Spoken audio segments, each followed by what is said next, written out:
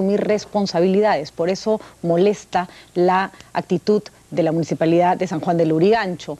Todos tienen una parte del problema en sus manos y todos tienen que colaborar. Por eso nos acompaña Alejandro Basilaki, director ejecutivo de Cedro, quienes tienen además mapeadísimo este problema y nos va a ayudar a comprender cuáles son todas las aristas por donde hay que abordarlo. Alejandro, ¿cómo estás? Gracias por estar con nosotros. Muy bien, gracias. Lo primero que quiero decir es compartir el dolor, porque hay 27 muchachos muertos, 27 familias, 27 padres, 27 parejas. En fin, es una gran tragedia nacional. Pero desgraciadamente, como esta gran tragedia nacional, podemos esperar otras si no se toman las medidas correspondientes. Además, Alejandro, en este caso mueren 27 personas y eso lo hace de golpe, digamos, y eso lo hace muy visible. Pero constantemente hay casos de denuncias de chicos que mueren en centros de rehabilitación o que sufren abusos excesivos, porque es una situación sumamente compleja. Normalmente son chicos que han entrado ahí en contra de su voluntad y porque sus padres están desesperados. Hay una desesperación, ¿no es cierto?, de los padres que no saben cómo tratar el problema de la drogadicción de los hijos. Y la mayoría de estos casos son casos que ya los padres vienen arrastrando de hace muchos años. Así es. Para animarte a meter a un hijo a un centro de rehabilitación, además como normalmente lo hacen, que se los llevan arrastrando y qué sé yo, tienes que haber pasado por una larga tragedia, ¿no? Pero no fueron los padres los que intervinieron prontamente. Creo que no es posible que esos problemas crean que se resuelven solos. Hay necesidad de trabajar con los jóvenes, con los niños, detectar tempranamente cuáles son estos problemas y tratar de alguna forma de trabajar con ellos. Sin ello, la cosa es muy difícil. Además, no tenemos que olvidarnos una cosa: el 90% de la hoja de coca que se produce en el Perú va al narcotráfico. Y en el Perú tenemos hoy día quizá la droga más barata del mundo. Un cigarrito de pasta básica no cuesta más de 30 céntimos. ¿Cuánto se ha incrementado el consumo interno en el Perú en los últimos años? Más o menos hemos llegado a un punto actual de cierta estabilización, pero un gran crecimiento en las ciudades selváticas cercanas a las pozas de maceración. Allí el aumento ha sido en algunas de ellas de 400 a 500%. Sin embargo, es obvio que como no estamos hablando de grandes cantidades, esto no altera los porcentajes nacionales. Entonces, sin embargo, lo que no figura en la estadística es una tragedia espantosa para una familia, porque además el PVC es sumamente adictivo, ¿no es cierto? Así es. Nosotros pensamos que deben haber no menos de 100.000 adictos. Y el 15% aproximadamente de los que alguna vez prueban drogas cocaínicas caen en el problema de la adicción.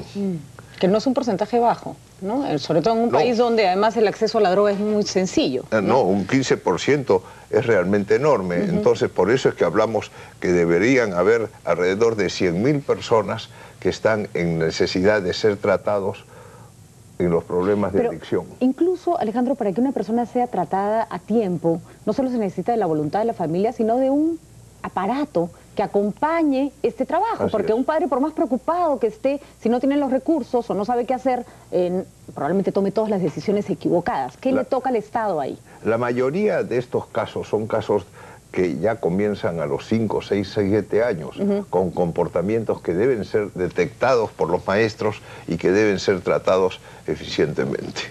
Desgraciadamente, muchas de estas cosas no son tratadas y además son fomentadas. El otro día, un niño que cometió un ataque terrible contra otro niño, más o menos los dos de 6 años, los padres decían: yo les he enseñado que si se molesta con alguien le den duro. ¿No? Entonces, o sea que obviamente un niño de 5 años, 6 años no se droga, pero empieza a tener comportamientos que podrían conducirlo hacia... ¿No es demasiado determinante eso? ¿De creer que un niño de 5 años, por el tipo de comportamiento que tiene, mañana podría ser un drogadicto? No solo un drogadicto, sino que puede realmente convertirse en un criminal, ¿no es cierto? Entonces, esos comportamientos debemos detectarlos tempranamente. Y luego trabajar con ellos prevención, esa es la idea, ¿no es cierto? O sea, no tratarlo como un drogadicto, sino como un chico al que hay que darle el entorno apropiado, al que no hay que estigmatizarlo tampoco, ¿no es cierto? Sino hay que tratarlo adecuadamente. Luego has tocado un punto sumamente importante. Muchos de los padres meten a los muchachos en los centros sin su consentimiento. Sin embargo, las cortes los juzgados se demoran enormemente en los juicios de interdicción.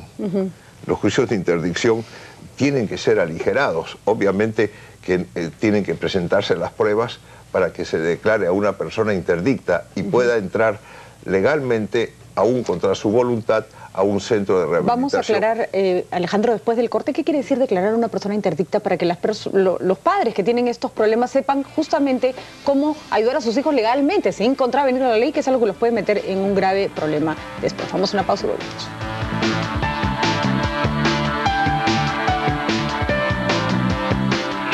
Estas 8 noticias que marcan. Seguimos en Más que Noticias y Alejandro Basilaki, director ejecutivo de Cedro, nos está ayudando a comprender el problema de la adicción de ciertos jóvenes que lleva a las familias a veces a tomar decisiones equivocadas o simplemente a no haber trabajado previamente para justamente prevenir y que los chicos no lleguen a un punto en que a veces el retorno ya no es nada sencillo.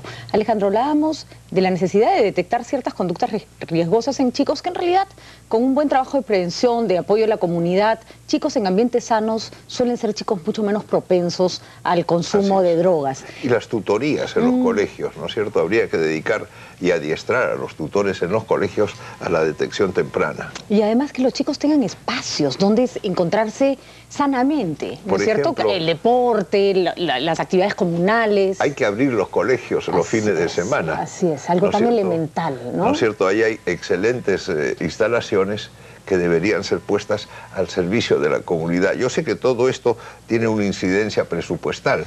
Sin embargo, en el país lo que nosotros necesitamos es integrar a la gente, integrar a los padres de familia. El Ministerio de Salud integrar a las comunidades terapéuticas.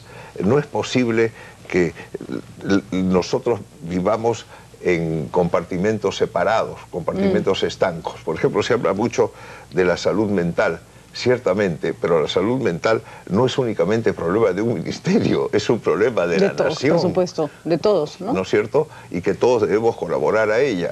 Ahora, ¿cuántos...? Lo dicen, por ejemplo, los especialistas del Noguchi, además lo vemos todos los días, personas que están deprimidas, que tienen problemas de salud mental, que a veces no es que la droga genere ese comportamiento, sino que la droga se vuelve un refugio de ese tipo de comportamiento. ¿Qué posibilidades tiene una persona común y corriente de acercarse a recibir ayuda de esa naturaleza? Bueno, realmente ayuda de esa naturaleza existen varios centros del gobierno que así la brindan. Y creo que la gente debería acercarse para poder tratar este tipo de problemas. Pero 700 camas para adictos versus 100.000 adictos es como poquísimo. Lo que pasa es que tienes que ver que hay otro tipo de tratamiento, ¿no es cierto? Están los tratamientos ambulatorios. Además, otra cosa que no has mencionado es que no existen instalaciones para mujeres. Así es, no hay una sola cama para mujeres. No hay Asume que las mujeres no nos drogamos un poco. Así es, ¿no? ¿Cierto? Es un poco esa asunción. Cuando en realidad, por ejemplo, el consumo de digamos, drogas legales como antidepresivos y pastillas es altísimo en mujeres. Y el alcohol y el tabaco, hoy día más o menos las mujeres están consumiendo como los hombres. Entonces, ya el problema ese que se decía que las mujeres no consumían, ya ese problema casi no existe. Pero lo fundamental está en que hay que ser inclusivo. Ser inclusivo significa que, por ejemplo, el Ministerio de Salud norme lo antes posible su relación con las comunidades terapéuticas.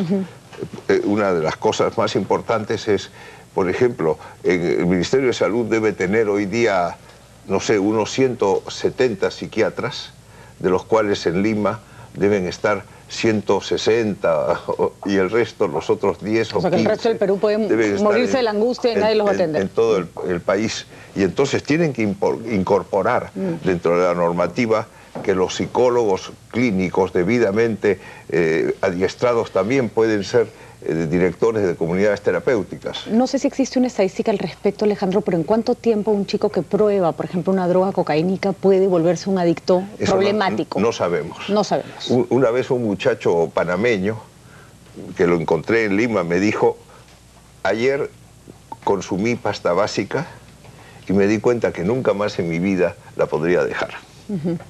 Ese es un caso excepcional. O de repente no, o de repente si les preguntamos a los demás les ha pasado igual, enganchan rápido, ¿no? Así es.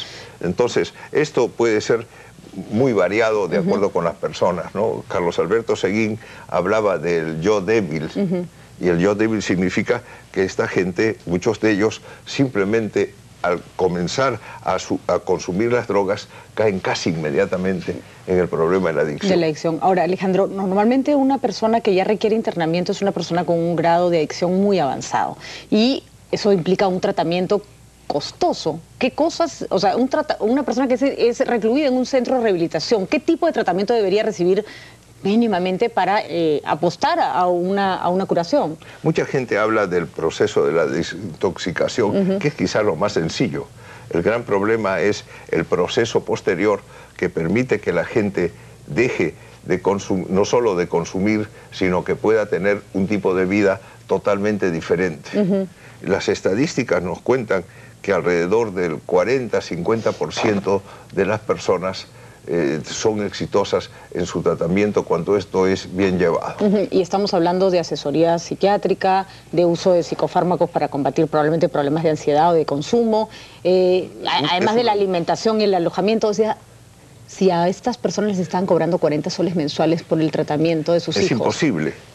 Otra cosa que es imprescindible en una comunidad terapéutica es que hayan turnos de 8 horas. Es imposible dejar a estas personas solas. ¿La religión por sí misma cura una adicción? En algunos casos sí, ¿no es cierto? San Pablo, en el camino a Damasco se convierte, ¿no es cierto? Entonces, en algunos casos sí. Yo no creo que la religión sea la terapia más adecuada, pero para mucha gente lo es.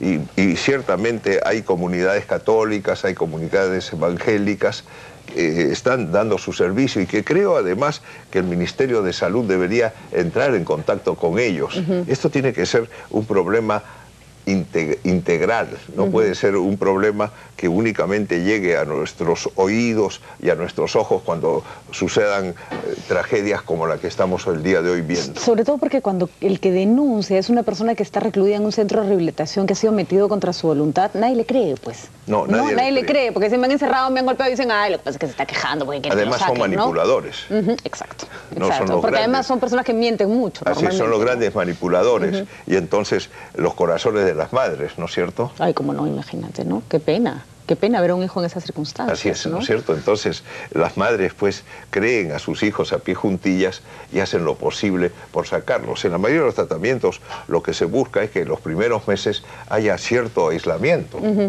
Ahora, Alejandro, ya para ir terminando, Cedro, contra lo que mucha gente cree, no trabaja en rehabilitación, pero sí trabaja en orientación. Y en orientación a los padres sobre qué pueden hacer, a dónde pueden ir, y además reciben muchísima gente justamente para que no estén tan asustados y tan en la luna con lo que les está pasando a sus hijos. ¿Dónde puede acudir una persona que en este momento necesita información? Bueno, nosotros estamos en Rocky Bologna 271, y la gente puede ir allí y buscar orientación de qué hacer, de cómo comportarse. ¿No? Por ejemplo, he visto que ha muerto un chico que era adicto a los juegos electrónicos, porque lo habían colocado en los juegos electrónicos y la madre estaba desesperada. Pero piensa tú cómo es que esa madre ha dejado que se instale esa adicción en los juegos electrónicos. Y además cómo termina recluyéndolo en un centro que no parece el más adecuado para curar una adicción que es de otra naturaleza, en la cual hay gente de 16 años y hay gente de 45, 50 y 60. Claro. ¿No es cierto? Bueno, Alejandro, muchísimas gracias. Muy interesante la conversación y esperemos que las tragedias no deberían servir para nada, porque no deberíamos pasar por tragedias para aprender. Así es. Pero ya que murieron 27 personas, que no mueran en vano, ¿no? Que no mueran más. Y no simplemente ir a la próxima tragedia y levantar la noticia alrededor de la tragedia. Así es. Hay que levantar la noticia a través del terrible problema de la adicción, del terrible problema de la producción ilegal, del terrible problema que tiene este país eventualmente y en muchos casos hoy día con el narcotráfico. Yo te quisiera asegurar que nuestros campesinos no son los más felices de la tierra viviendo bajo la férula del narcotráfico. Tenemos pues una enorme tarea de naturaleza integral. No, y además ninguna sociedad que se ha dejado ganar por el narcotráfico es un ejemplo de absolutamente nada. Miremos a México nomás, son niveles a los que nadie quiere llegar. El caso de Río, ¿no es cierto?, en que han tenido que entrar con tanques. Así es.